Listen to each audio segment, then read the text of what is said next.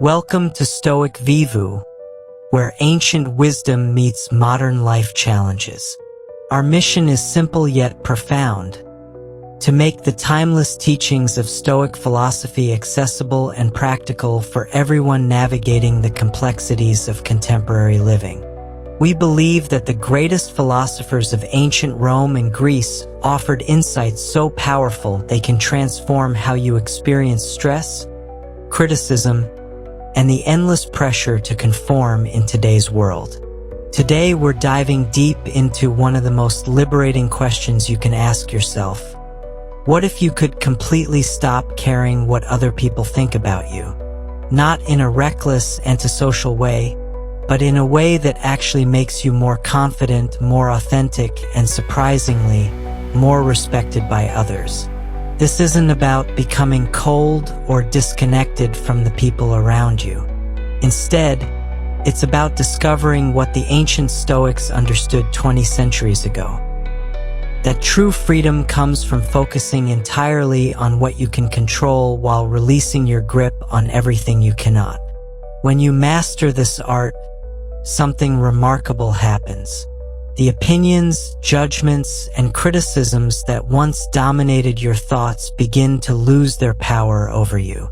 Consider how much mental energy you spend each day wondering what others think about your choices, your appearance, your success, or your failures. Imagine if you could redirect that same energy toward building the life you actually want to live, guided by your own values rather than the shifting opinions of people around you. This transformation isn't just possible. It's the natural result of applying Stoic wisdom to modern challenges. The Stoics believed that tranquility and genuine happiness come not from external validation, but from developing an unshakable internal foundation. They practiced specific techniques for examining their thoughts, testing their assumptions, and staying focused on their own path regardless of what others said or did.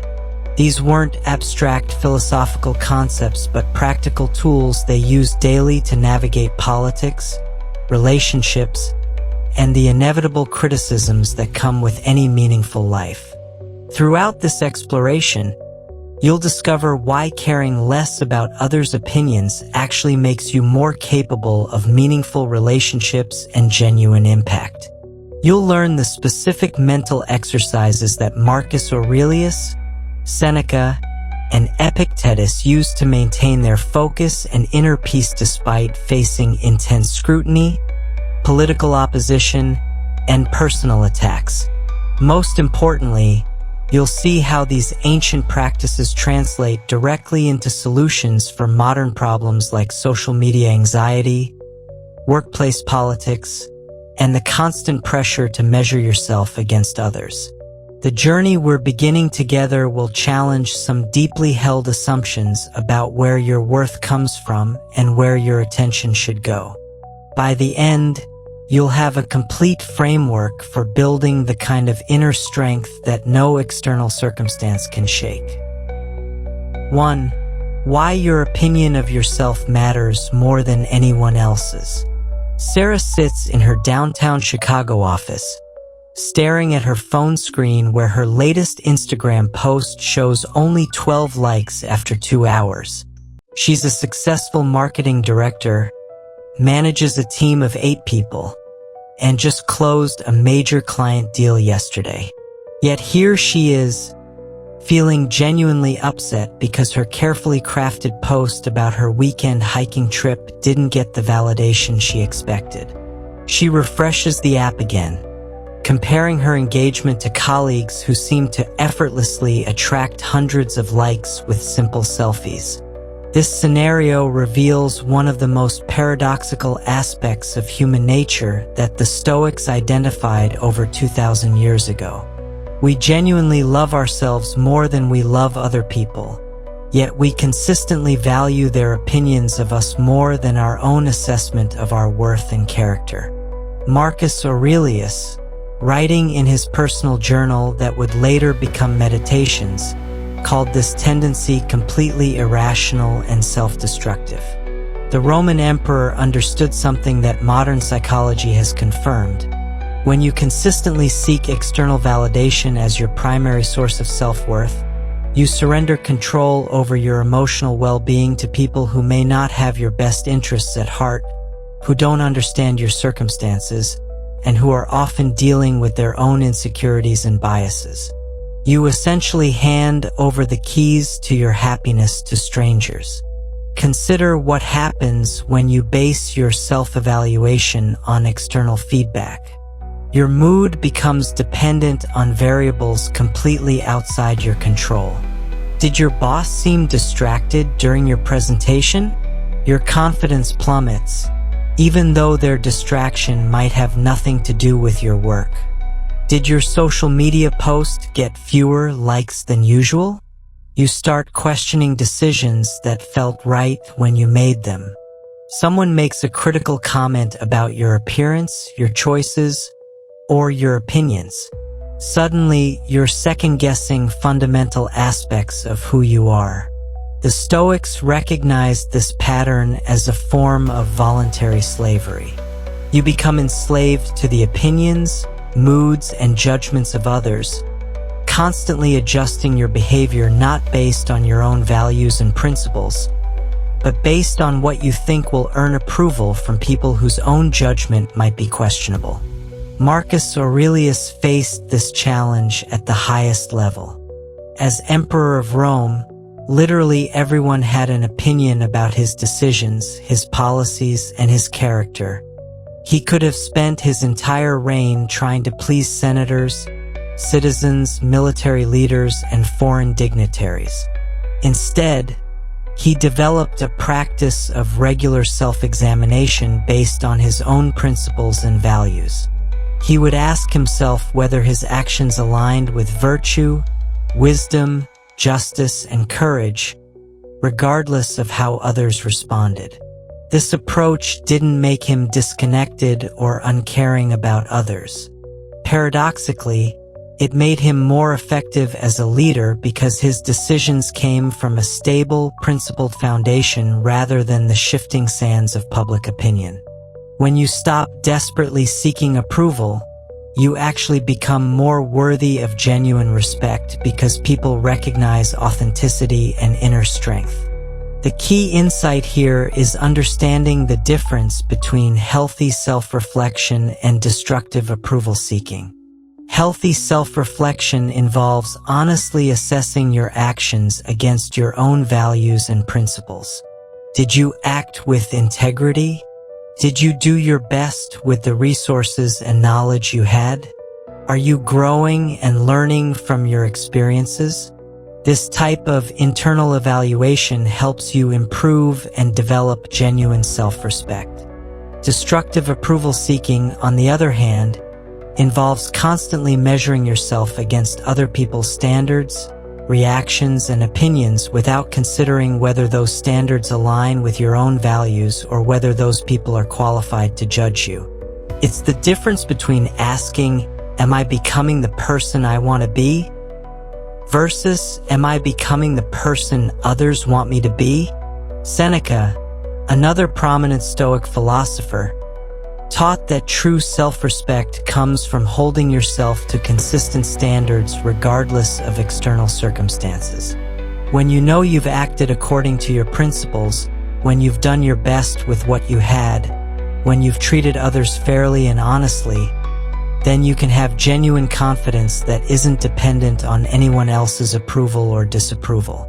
This confidence emanates outward and actually makes you more attractive to others, not because you're trying to impress them, but because people are naturally drawn to individuals who possess genuine self-assurance and inner stability.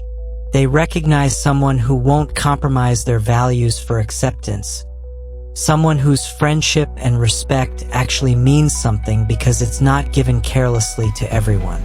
The practical application of this philosophy begins with understanding what the Stoics called the internal scorecard versus the external scorecard. Your external scorecard includes things like social media likes, public recognition, salary comparisons, and the approval of family, friends, and colleagues. These metrics fluctuate constantly based on factors largely outside your control, including other people's moods, biases, limited information, and personal agendas.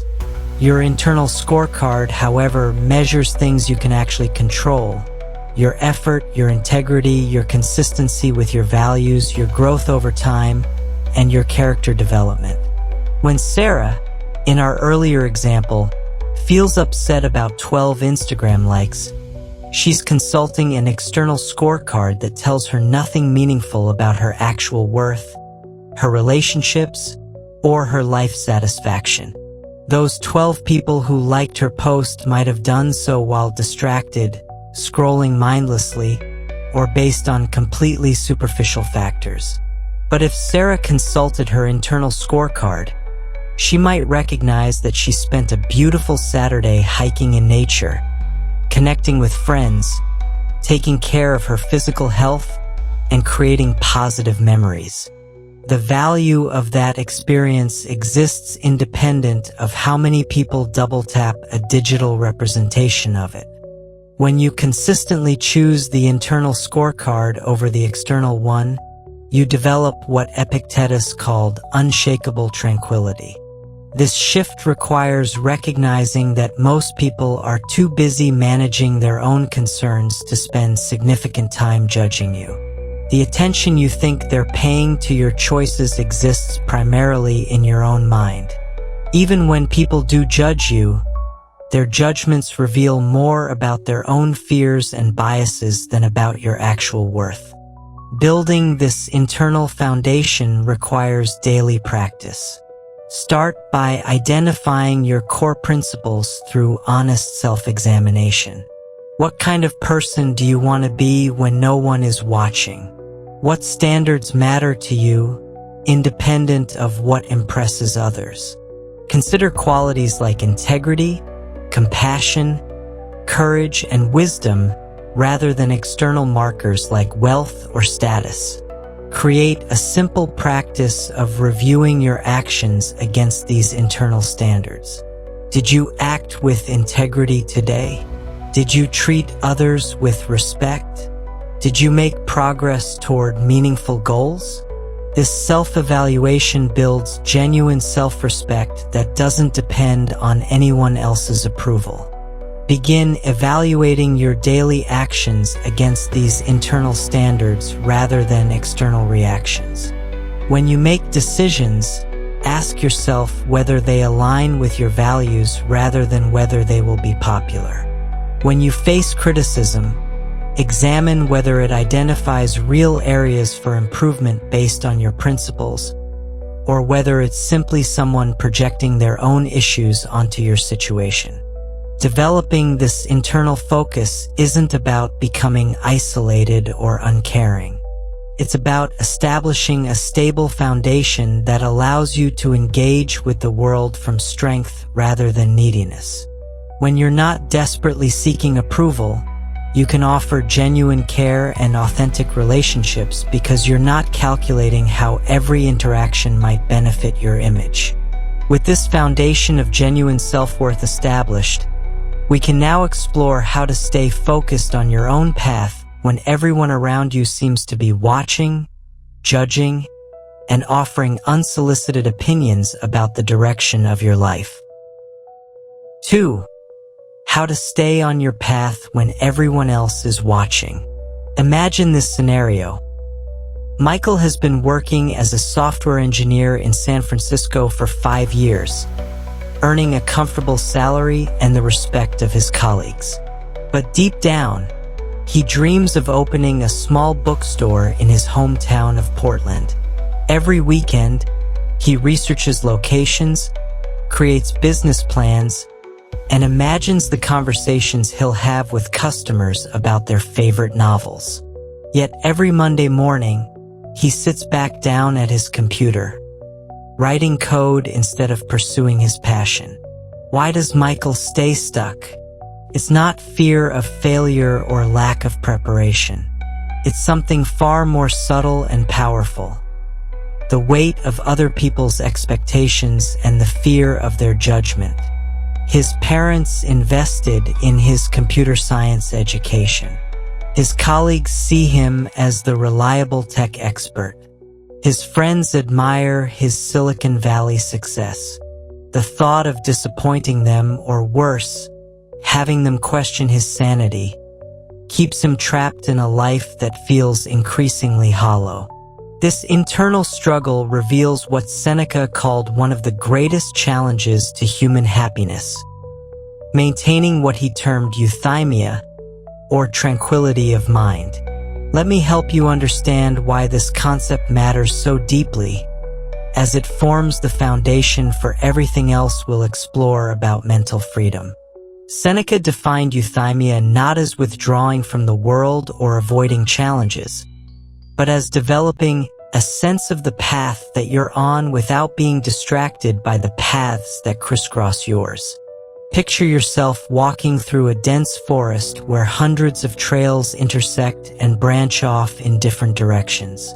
Other hikers constantly pass by, each confident their route is superior, calling out suggestions about which way you should go. Euthymia is the inner compass that keeps you moving toward your chosen destination, regardless of how many alternative paths others recommend. This metaphor becomes even more powerful when you realize that most people offering advice about your path have never walked it themselves. They're projecting their own fears, limitations, and assumptions onto your journey. The colleague who warns you against starting a business may have never taken that risk himself. The family member who questions your unconventional choices might be defending their own decisions to play it safe. The friend who suggests you're being unrealistic could be struggling with their own unrealized dreams. Understanding this dynamic requires recognizing a fundamental truth about human psychology that the Stoics grasped centuries ago. People generally give advice based on what would make them feel comfortable, not necessarily what would make you thrive. When Michael's parents express concern about leaving his stable job, they're not necessarily worried about his happiness or fulfillment. They're worried about their own anxiety if he chooses uncertainty over security. Seneca faced this challenge constantly as an advisor to Emperor Nero. He could have easily been swayed by the political currents of Rome, adjusting his counsel based on what would be popular or safe. Instead, he developed the discipline to stay focused on what he believed was right and true, regardless of how others responded. This wasn't stubbornness or arrogance. It was the result of having done the deep work of understanding his own values and purpose. Building this kind of inner discipline requires what I call path clarity, a precise understanding of why you've chosen your particular direction and what success means to you personally. Most people lack this clarity, which makes them vulnerable to every opinion and suggestion that comes their way. They become like ships without anchors, drifting with whatever social current feels strongest at the moment. The process of developing path clarity begins with honest self-examination. You need to distinguish between goals that genuinely excite and fulfill you versus goals that you think should excite you based on social expectations. Michael's computer science career might impress others, but it doesn't energize him the way that imagining conversations about literature does. That emotional response is data, valuable information about what truly matters to him. Next, you must develop what Seneca called disciplined focus, the ability to maintain attention on your chosen path, even when surrounded by distractions and alternatives. This doesn't mean ignoring all feedback or advice, but rather filtering it through your own understanding of your values and objectives. When someone suggests you should consider a different approach, you can evaluate their suggestion against your path clarity rather than automatically assuming they know better than you do. The practical application of this philosophy involves creating what I call path protection strategies. First, limit how much you discuss your goals and dreams with people who haven't demonstrated genuine support for your growth and happiness. Not everyone deserves access to your vulnerabilities and aspirations. Save those conversations for people who have proven they want what's best for you, not what's most comfortable for them. Second, develop standard responses for unsolicited advice and criticism. When someone questions your choices, you might simply say, "I appreciate your concern, and I've given this a lot of thought." You don't need to justify your decisions to every person who offers an opinion. Remember that explaining yourself often invites more criticism and debate rather than understanding. Third, create regular practices that reconnect you with your own motivations and values.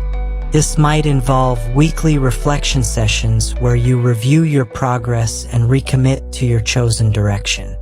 It could include reading about others who have walked similar paths successfully. The goal is to strengthen your internal voice so it remains louder than the external noise. Ultimately, staying on your path when everyone else is watching requires accepting that you cannot control how others respond to your choices, but you can control how much influence you allow their responses to have over your decisions. When you master this balance, something remarkable happens. You not only achieve greater personal satisfaction, but you often inspire others to examine their own paths more honestly. Now that we understand how to maintain this focused direction despite external pressure, we need to address a more subtle challenge: the negative thoughts and false assumptions that can derail us from within, even when no one else is offering criticism or advice. 3. The simple test that stops negative thoughts in their tracks. Picture yourself at 2 a.m. in Los Angeles, lying awake as your mind replays an interaction from earlier that day. Your new manager made a brief comment about your presentation style, suggesting you might want to be more dynamic next time. Now, 6 hours later, you're convinced she thinks you're boring, unprofessional, and probably planning to replace you. Your thoughts spiral. "I knew I wasn't cut out for this role. Everyone else seems so confident. I'm gonna get fired, and then I'll never find another job that pays this well. My family will be disappointed. I'll have to move back home." This mental spiral demonstrates something the ancient Stoic philosopher Epictetus understood with remarkable clarity.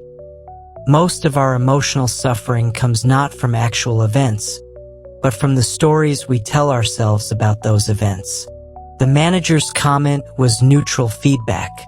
Everything else, the catastrophic predictions, the self-doubt, the assumption about her intentions, originated entirely in your own mind. Let me walk you through this principle step by step, as understanding its foundation will make the practical application much clearer. Epictetus taught that we don't react to events themselves, but to our interpretations of those events. He called these interpretations impressions, and developed a specific method for examining them before they could cause unnecessary emotional turmoil. First, we need to understand why this matters so profoundly. Every day, your mind receives thousands of pieces of information through your senses and experiences. Your brain automatically creates interpretations of this data, filling in gaps with assumptions, predictions, and judgments. Most of the time, this process happens so quickly that you don't realize you're interpreting rather than simply observing facts. Consider the manager example again. The factual observation is, "She said I should be more dynamic." Everything beyond that is interpretation. Your mind might add, "She's dissatisfied with my work." Assumption. I'm probably going to get fired, prediction, or I'm not good at this job, judgment. These additions feel real and automatic, but they're actually optional mental additions that you can learn to examine and challenge. Now that we have this foundation, let's see how Epictetus's testing method applies in practice. He advised putting every impression to the test by asking a simple but powerful question. Is this thought based on facts I can verify, or am I adding interpretations that might not be true? This question works like a filter, separating actual information from mental speculation. When you apply it to the work scenario, you realize that she gave me feedback about being more dynamic is verifiable, while she thinks I'm incompetent and wants to fire me is pure speculation based on no concrete evidence. Here's where this technique becomes particularly powerful. It doesn't require you to think positively or convince yourself that everything is fine. Instead, it simply helps you distinguish between what you actually know and what you're assuming. This distinction alone can prevent most anxiety spirals before they begin. The practical implementation involves creating what I call the pause moment. When you notice your thoughts becoming negative or anxious, instead of fighting them or trying to think more positively, simply pause and ask, what do I actually know for certain about this situation? Write down only the verifiable facts, without any interpretations or assumptions. Then ask the follow-up question, what am I adding to these facts that might not be true? This second question helps you identify the mental addictions that are creating your emotional distress. You'll often discover that your anxiety comes not from the actual situation, but from the stories you've created about what the situation means or what might happen next. Let's apply this to another common scenario. Suppose your friend doesn't respond to your text message for several hours.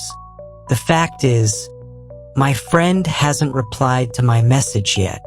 But your mind might add, she's ignoring me, assumption, I must have said something wrong, interpretation, or she doesn't want to be friends anymore, prediction.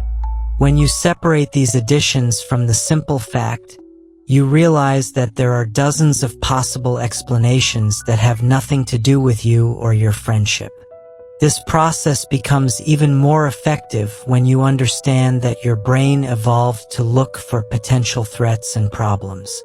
This survival mechanism served our ancestors well when facing physical dangers, but in modern life, it often creates unnecessary stress by interpreting neutral situations as threatening.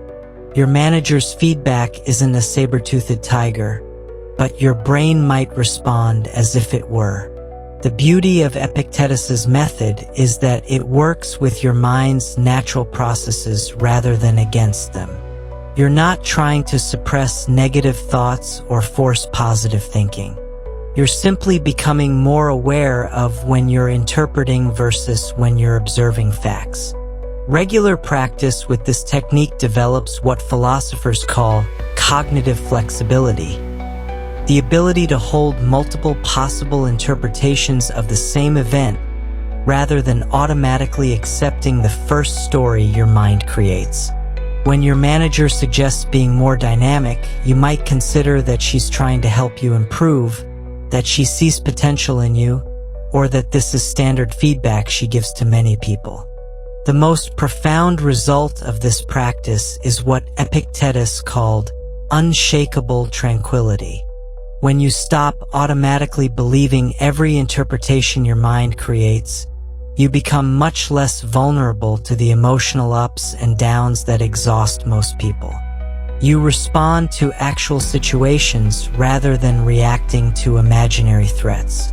As you develop skill with this mental testing process, you'll discover that it applies to far more than just anxiety and negative thoughts. It becomes a foundation for making better decisions, building stronger relationships, and maintaining emotional stability in an unpredictable world. This inner clarity becomes crucial when we face the next challenge. Navigating a culture that often rewards talking about achievements and plans rather than quietly doing the work necessary to make them real. For why smart people stay quiet about their big dreams. Let's consider the story of Jennifer, a marketing executive in Denver who dreams of launching her own sustainable clothing line. She spent months researching eco-friendly fabrics, sketching designs, and developing a business plan. At every family gathering and work happy hour, people ask what she's been up to lately. She feels the urge to share her exciting project, to get validation for her vision, to hear others tell her it's a brilliant idea. But something holds her back, and she simply says she's been working on some personal projects. Jennifer's instinct to stay quiet reflects a profound truth that Epictetus understood about the relationship between talking and doing. This ancient philosopher observed that speaking about our goals and dreams often competes with actually achieving them, drawing from the same well of mental and emotional energy that we need for execution. To understand why this happens, we need to examine how our brains respond to sharing our aspirations. When you tell someone about your big plans and they respond positively, your brain releases dopamine, the same neurotransmitter associated with achieving actual progress. In essence, talking about your goals tricks your brain into feeling like you've already made meaningful advancement toward them. This premature sense of accomplishment can reduce the motivation and urgency you need to do the actual work. Modern psychology has confirmed what the Stoics understood intuitively. Studies show that people who frequently discuss their goals with others are statistically less likely to achieve them compared to those who keep their ambitions private until they've made substantial progress. The social recognition and encouragement you receive for sharing your dreams can satisfy the same psychological needs that would otherwise drive you to take action. Here's where this principle becomes particularly relevant for our modern world. We live in a culture that constantly rewards the appearance of productivity over actual productivity. Social media platforms encourage us to share our intentions, plans, and aspirations for likes and comments. We're conditioned to believe that announcing our goals publicly will create accountability and support. While this works for some people in specific circumstances, it often backfires for ambitious, long-term projects that require sustained effort and focus. Epictetus taught that if you wish to improve and grow, you must be content to be seen as foolish or ignorant by others who don't understand your journey. This doesn't mean being antisocial or secretive about everything in your life. Rather, it means protecting your most important projects from the well-meaning but often counterproductive input of people who haven't walked your path. Consider what happens when Jennifer decides to share her clothing line idea at a family dinner. Her aunt might express concern about the competitive fashion industry. Her brother might question whether there's really a market for sustainable clothing. Her mother might worry about the financial risks of leaving a stable job. Even positive responses can be problematic. If everyone tells her it's a wonderful idea, she might feel like she's already succeeded without having sewn a single garment or made a single sale. The challenge is that people generally offer advice based on their own experiences, fears, and limitations rather than your unique circumstances and capabilities. Their input, however well-intentioned, can plant seeds of doubt or create pressure to modify your vision before you've had a chance to test it in reality.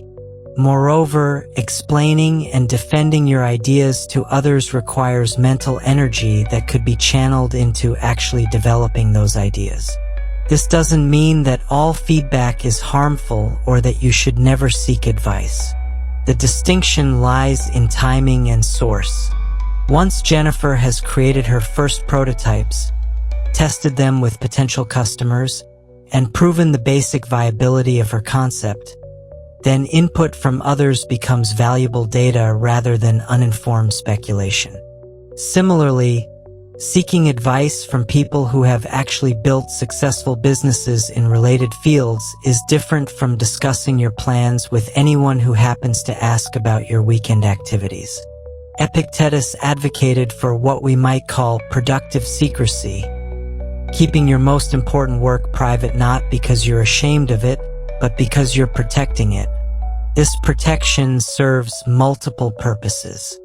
First, it preserves your motivation and energy for the actual work rather than the social performance of discussing the work. Second, it shields your developing ideas from premature criticism or suggestions that might derail your original vision. Third, it prevents you from becoming overly attached to other people's approval of your plans rather than focusing on whether those plans actually work in practice. The practical application of this principle requires developing comfort with appearing less ambitious or interesting than you actually are. When people ask what you're working on, you might simply say you're exploring some new projects or learning about an industry that interests me.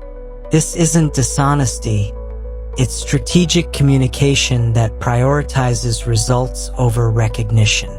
You also need to distinguish between different types of goals. Epictetus's advice applies most powerfully to creative projects, business ventures, major life changes, and other ambitions that require sustained effort over months or years. For smaller, shorter-term goals, or for goals that genuinely benefit from external accountability, sharing can be helpful. The ultimate test is this: are you talking about your dreams because it helps you achieve them, or because it helps you feel better about not yet having achieved them? If it's the latter, then silence becomes a form of self-respect and commitment to your future self. As you develop this discipline of productive privacy, you'll discover that your relationship with your own ambitions becomes more authentic and sustainable. You'll be driven by internal satisfaction and genuine progress rather than external validation and social approval. This foundation of self-reliance becomes essential when we face our next challenge. Dealing with people who criticize our choices and decisions without having the knowledge, experience, or credibility to offer meaningful guidance. 5. How to handle critics who don't even know what they're talking about. Set the scene. David has just received a scathing review of his first novel on an online platform. The anonymous reviewer calls his writing pretentious garbage and claims that anyone with half a brain could see this author has no talent. David spent 3 years crafting this book, working every morning before his day job, learning the craft through courses and countless revisions. Now he sits staring at his computer screen, feeling like those 3 years were wasted and wondering if he should give up writing entirely. This scenario illustrates one of the most psychologically challenging aspects of putting yourself and your work into the world. Receiving criticism from people who may have no qualifications, experience, or genuine insight to offer meaningful feedback. Yet their words can feel devastating because we often grant critics more authority than they actually possess. Let me help you understand why this dynamic is so powerful and how the Stoics developed specific techniques to neutralize its impact on their peace of mind and continued progress. Marcus Aurelius, who faced criticism from senators, citizens, and historians throughout his reign as Roman emperor, developed what he called the practice of examining the critic. This technique involves looking beyond the criticism itself to understand the source, motivations, and credibility of the person offering it. The goal isn't to dismiss all feedback, but to evaluate whether the critic has the knowledge, experience, and intentions that would make their opinion worth considering. First, we need to understand why criticism affects us so deeply, even when it comes from questionable sources. Our brains evolved in small social groups where the opinion of every community member could significantly impact our survival and well-being. Being rejected or criticized by the tribe could mean death, so we developed powerful emotional responses to social disapproval. In our modern world, these ancient alarm systems can be triggered by the opinion of complete strangers who have no actual influence on our lives or success. Now that we understand this foundation, let's explore how Marcus Aurelius approached the evaluation process. When facing criticism, he would first examine the critic's character and circumstances. Does this person demonstrate the qualities I respect?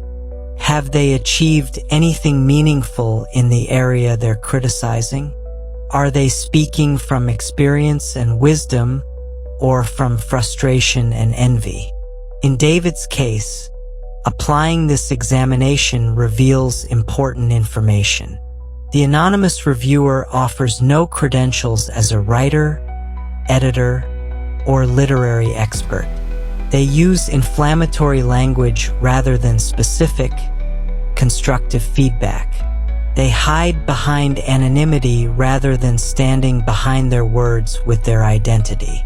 These factors suggest that their opinion carries little weight compared to the endorsement David received from his writing instructor, the positive feedback from his beta readers, or even his own assessment of his growth as a writer. Here's where this analysis becomes particularly powerful. Marcus Aurelius observed that harsh critics often reveal more about their own character and circumstances than about the target of their criticism. Someone who calls another person's work garbage is displaying their own lack of refinement, empathy, and constructive communication skills. Someone who attacks anonymously is demonstrating cowardice. Someone who offers no specific guidance for improvement is showing that they're more interested in tearing down than building up. The practical application of this philosophy involves developing what I call source credibility assessment.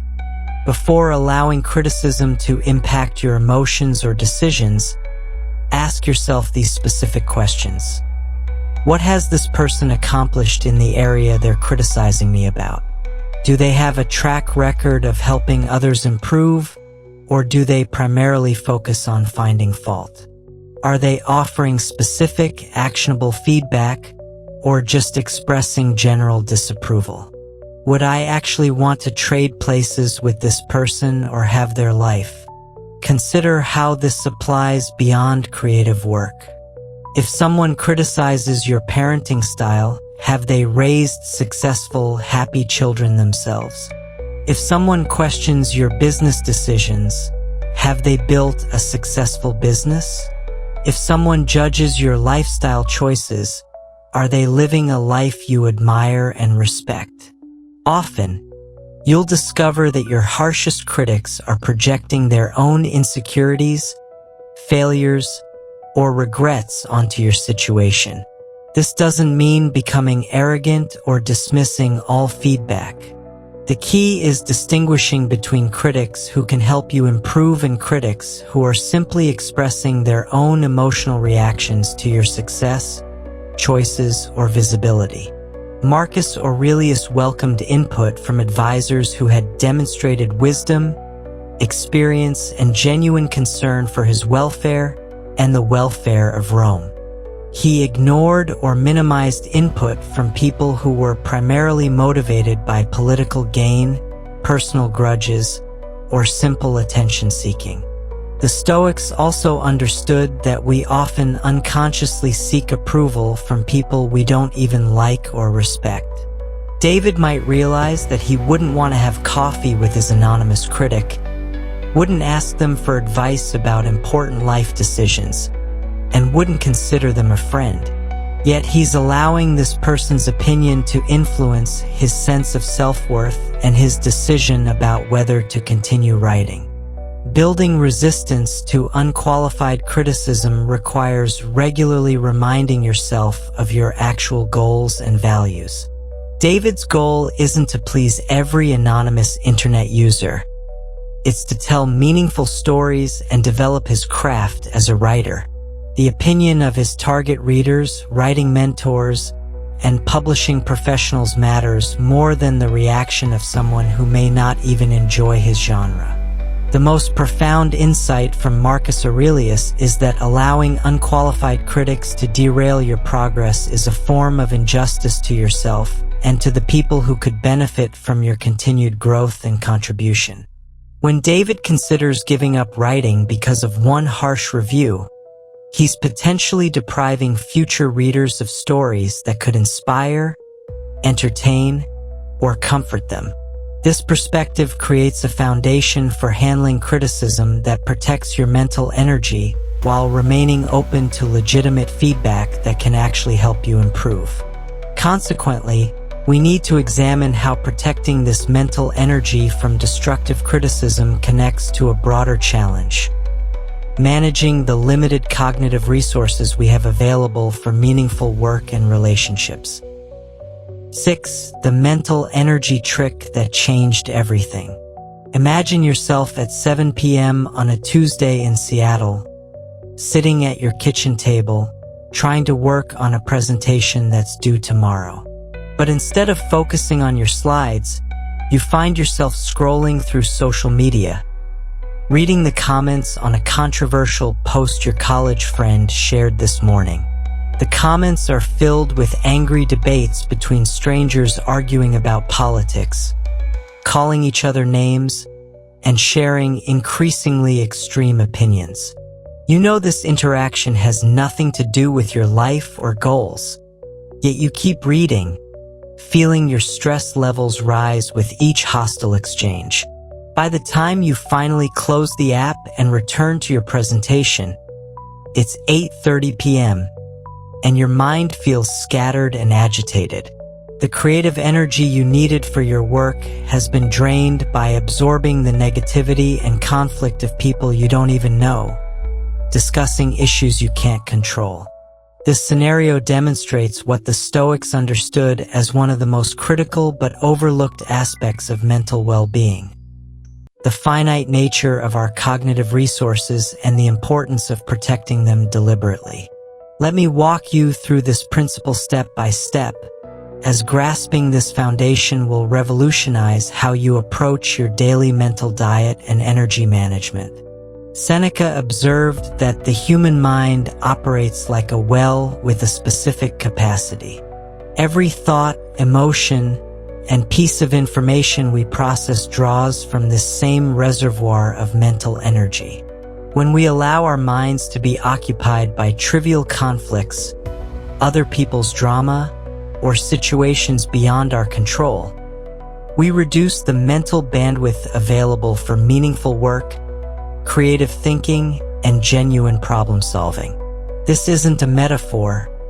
Modern neuroscience confirms that our brains have limited cognitive resources that become depleted through use. First, we need to understand why this matters so profoundly for anyone seeking to build something meaningful in their life. Every moment you spend mentally engaged with negativity, criticism, or drama that doesn't serve your goals is a moment not spent on the work that could actually improve your circumstances. The mental energy you waste being angry about a stranger's political opinion could have been channeled into solving a problem at work, learning a new skill, or strengthening a relationship that matters to you. Now that we have this foundation, let's explore how this energy drain happens in our daily lives. Consider the typical morning routine of someone who starts their day by checking news headlines, social media notifications, and email messages. Before they've even had breakfast, their mind has processed stories about disasters they can't prevent, conflicts they're not involved in, and problems they can't solve. This information doesn't make them more informed or prepared for their actual day. It simply creates background anxiety and mental static that follows them into their real responsibilities. Here's where the Stoic approach becomes transformative. Instead of trying to process everything that demands your attention, you learn to become highly selective about what information and interactions you allow into your mental space. Seneca practiced what he called conscious filtering, deliberately choosing which thoughts, conversations, and influences deserved his limited cognitive resources. The practical implementation begins with recognizing that attention is your most valuable asset, more precious than money or time, because it determines the quality of both your experiences and your achievements. When you give your attention to something, you're making an investment decision. The question becomes, is this person, problem, or piece of information worthy of the mental energy I'm about to spend on it? This awareness leads to what I call energy audits, regular assessments of where your mental resources are actually going versus where you intend them to go. For 1 week, pay attention to what occupies your thoughts throughout the day. Are you thinking about your own goals, relationships, and creative projects? Or are you mentally rehearsing arguments with people who frustrated you, worrying about situations you can't control, or consuming information that makes you feel angry or anxious without leading to any constructive action? Most people discover that a significant portion of their mental energy goes toward thoughts and activities that don't align with their stated priorities. They spend more time thinking about what annoyed them on social media than planning their next career move. They invest more emotional energy in being frustrated by traffic or weather than in solving problems they can actually influence. The energy protection strategy involves creating what Seneca called mental boundaries, clear decisions about what types of thoughts and inputs you'll engage with versus what you'll consciously ignore or minimize. This might mean checking the news only once per day rather than constantly throughout the day. It could involve unfollowing social media accounts that consistently make you feel angry or inadequate. It might require setting specific times for checking email rather than responding to every notification immediately. The most powerful aspect of this approach is that it's not about avoiding all negative information or living in denial about problems in the world. Instead, it's about being strategic with your mental resources so that you have the energy and clarity needed to actually contribute something positive rather than simply absorbing and reacting to negativity.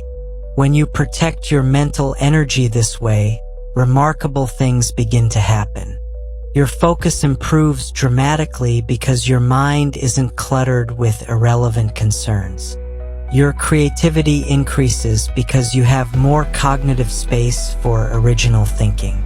Your relationships improve because you're fully present rather than mentally distracted by external drama. Your problem-solving abilities sharpen because you're directing your analytical energy toward challenges you can actually address. This disciplined approach to mental energy management becomes the foundation for everything else we've discussed about not caring what people think. Because when your mind is clear and focused, you naturally become less susceptible to the opinions and judgments of others.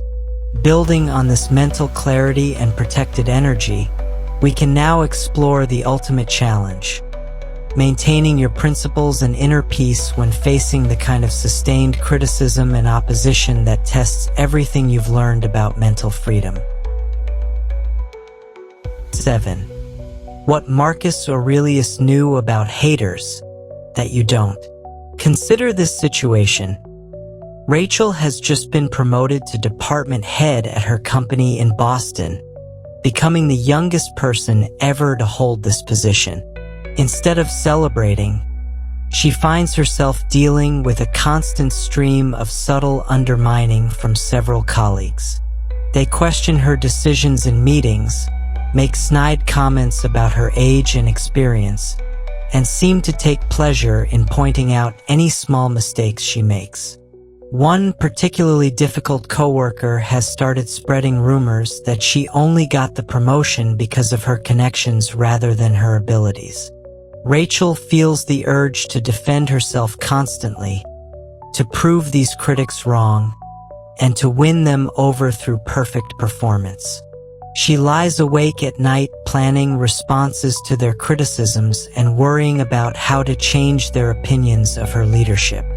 This mental obsession is exhausting her and actually making her less effective at the job she worked so hard to earn. What Rachel doesn't understand, but Marcus Aurelius knew intimately, is that trying to win over your harshest critics is often the least effective use of your energy and attention. The Roman emperor faced criticism and opposition from senators who resented his philosophical approach, military leaders who questioned his strategies, and citizens who blamed him for various problems throughout the empire. Rather than exhausting himself trying to convert every critic, he developed a sophisticated understanding of why people become hostile and how to respond strategically. Let me help you understand the deeper psychology behind criticism and opposition, as this knowledge will transform how you handle the inevitable haters you'll encounter when you start living according to your own values rather than others' expectations. Marcus Aurelius recognized that harsh criticism and personal attacks usually reveal three things about the critic that have nothing to do with you. First, they often indicate that your success or choices are highlighting something the critic feels insecure about in their own life. When Rachel's colleagues attack her promotion, they're likely processing their own disappointment about not being selected, their fears about their own career progress, or their discomfort with change in general. Second, intense criticism frequently comes from people who feel threatened by what your success represents. If Rachel succeeds as a young department head, it challenges the assumption that leadership requires decades of experience. If she thrives using a collaborative management style, it might make colleagues who rely on authority and intimidation feel outdated. Your very existence becomes an uncomfortable reminder that they could be doing things differently. Third, people who consistently focus on tearing others down rather than building themselves up are revealing their own character limitations. Marcus Aurelius observed that individuals secure in their own worth and focused on their own growth rarely have time or inclination to undermine others. The energy required to consistently criticize, gossip, and create problems for someone else is energy not spent on personal improvement or meaningful contribution. Understanding these psychological dynamics helps explain why trying to win over your harshest critics is usually futile. Rachel's coworker who spreads rumors about her promotion isn't operating from a place of rational analysis that could be changed with better evidence. They're processing their own emotional reactions to feeling displaced or inadequate. No amount of perfect performance from Rachel will address the underlying insecurity driving their behavior. This insight leads to what Marcus Aurelius called strategic indifference, a conscious decision to stop investing mental and emotional energy in people whose criticism stems from their own issues rather than legitimate concerns about your work or character. This doesn't mean becoming callous or dismissive of all feedback. It means learning to distinguish between critics who can help you improve and critics who are primarily venting their own frustrations. The practical application begins with evaluating the source and nature of criticism before deciding how much attention it deserves. When someone attacks your choices or character, ask yourself whether they have demonstrated success in the area they're criticizing you about. Do they have a track record of constructive feedback and genuine concern for your welfare? Are they offering specific, actionable suggestions? or just expressing general disapproval and negativity. Marcus Aurelius also understood that some level of opposition is actually a sign that you're doing something meaningful. If everyone approves of your choices, you're probably not taking enough risks or challenging enough assumptions to create significant positive change. The emperor wrote that he would be more concerned if he never faced criticism than if he faced too much, because universal approval often indicates that you're not standing for anything important. This perspective helps reframe criticism from a threat to your ego into information about whether you're on the right track. When Rachel's colleagues criticize her innovative management approach, their resistance might actually confirm that she's introducing necessary changes that make some people uncomfortable. Their criticism becomes evidence of impact rather than evidence of failure. The most profound insight from Marcus Aurelius is that staying true to your principles despite opposition is the ultimate test of character. Anyone can maintain their values when everyone agrees with them. The real measure of integrity is whether you continue doing what you believe is right when facing sustained criticism, social pressure, and personal attacks. This doesn't mean being stubborn or ignoring legitimate feedback. It means having enough clarity about your own values and goals that you can distinguish between criticism that helps you improve and criticism that simply reflects other people's discomfort with your choices. When you develop this discernment, you become much more resilient and focused because you stop wasting energy trying to manage other people's emotional reactions to your success. Marcus Aurelius practiced a daily reflection where he would examine whether his actions aligned with his principles, regardless of how others responded. This internal focus allowed him to lead effectively despite constant political pressure and personal attacks.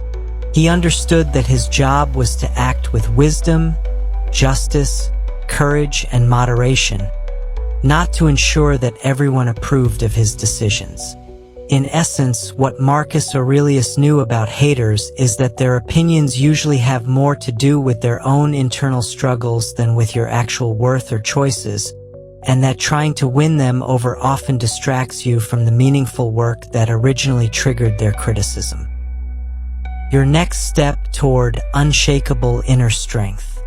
Throughout this journey, we've explored 7 powerful principles that the ancient Stoics used to achieve what might seem impossible in our modern world. Genuine freedom from the opinions and judgments of others. From Sarah's Instagram anxiety in Chicago to Rachel's workplace critics in Boston, we've seen how these timeless teachings apply directly to the challenges you face every day. Think about where we started and how far we've traveled together. We began by understanding why your opinion of yourself matters more than anyone else's assessment of your worth. We discovered how to stay focused on your own path despite constant external pressure and judgment. We learned the simple but powerful technique for testing negative thoughts before they spiral into anxiety and self-doubt. We explored why smart people protect their dreams through strategic silence rather than seeking premature validation. We examined how to handle critics who lack the credibility and experience to offer meaningful guidance. We uncovered the mental energy management system that protects your cognitive resources for meaningful work rather than wasting them on other people's drama. Finally, we learned what Marcus Aurelius understood about opposition and criticism that most people never realize. That your harshest critics often reveal more about their own insecurities than about your actual choices or character. These aren't just philosophical concepts to contemplate. They're practical tools designed to be used daily. The Stoics believed that wisdom without application is merely intellectual entertainment. The real transformation happens when you begin implementing these principles in your actual relationships, work challenges, and personal decisions. consider implementing one technique at a time rather than trying to master everything simultaneously. Start with the impression testing method when you notice negative thoughts beginning to spiral. Practice the source credibility assessment the next time someone criticizes your choices. Experiment with strategic silence about your most important goals and observe how it affects your motivation and progress. Remember that developing this kind of inner strength is a practice, not a destination. Even Marcus Aurelius, Seneca, and Epictetus had moments of doubt and struggle. The difference is that they had developed systems for returning to their principles rather than being permanently derailed by temporary setbacks or external criticism. The path toward mental freedom requires courage because it means choosing authenticity over approval, substance over appearance, and long-term fulfillment over short-term validation. It means accepting that some people will misunderstand your choices, criticize your direction, or question your worth. But it also means discovering a level of inner peace and genuine confidence that no external circumstance can shake. As you begin applying these Stoic principles, you'll likely notice that your relationships improve because you're no longer desperately seeking approval.